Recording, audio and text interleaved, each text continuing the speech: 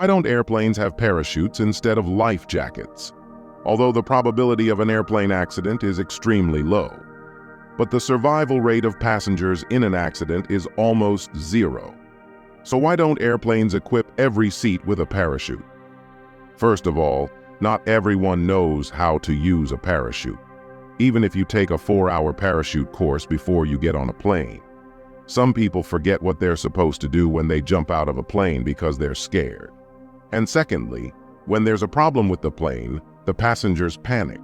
Most people can't even reach their oxygen masks, let alone pull the parachute out from under the seat and put it on. Plus, there's almost 100 passengers on each plane. In a state of panic, they all want to be the first to get off the plane.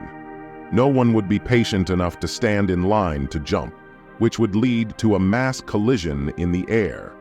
Thirdly, the airliners are flying at about 10,000 meters. It's about 60 degrees below zero.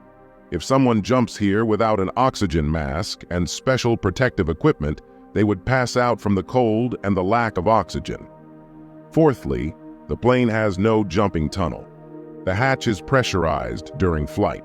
It's impossible to open them. Even if you jump through the hatch, it would be too fast, causing passengers to hit the wings and engines the moment they left the airplane.